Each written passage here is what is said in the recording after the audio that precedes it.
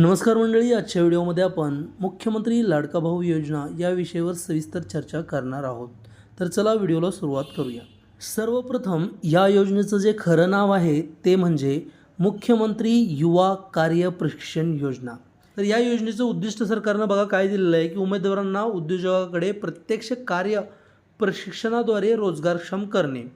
मुख्यमंत्री युवा कार्य प्रशिक्षण योजनेकरिता 5,500 कोटी रुपये निधी उपलब्ध करून देण्यात आलेला आहे। त्यानंतर पुढचा मुद्दा असा आहे की बघा उद्योजकांना त्यांच्या उद्योगासाठी आवश्यक असणारे मनुष्यबळ कार्य प्रशिक्षण म्हणजे इंटर्नशिपद्वारे उपलब्ध करून देण्यात येईल। तर पुढचा मुद्दा असा आहे की कोण कोण या योजनेसाठी नोंदणी करू शकतं। तर 12वी झालेले, ज्यांचा ITI झालेला आहे, ज्यांची पदवी पूर्ण आहे, या पदव्युत्तर शिक्षण ज्यांनी धारण केलेलं आहे ते लोक यासाठी अर्ज करू शकतात, नोंदणी करू शकतात। पुढचा जो मुद्दा आहे की याचा जो फायदा जो आहे तो 10 लाख बेरोजगार तरुणांना होणार आहे। नेक्स्ट पाहूया की या योजनेचा जो कालावधी असेल, इंटर्नशिपचा जो कालावधी असेल तो फक्त 6 महिन्याचा असेल। तर 6 महिनेच तुम्हाला ते वेतन मिळणार आहे आणि ते वेतन तुमच्या बँकेत जमा होईल।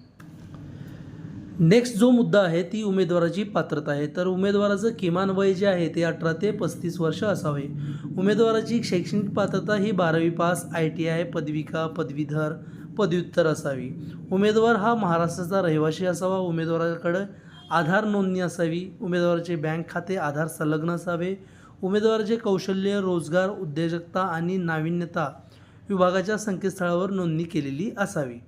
तर त्यासाठी बघा त्यांनी दिलेली आहे रक्कम 12वी जे पास असतील त्यांच्यासाठी 6,000, ज्यांचा ITI झाला असेल, पदविका असेल त्यांना 8,000 आणि पदवीधर, पदव्युत्तर असतील त्यांच्यासाठी ही रक्कम 10,000 असणार आहे।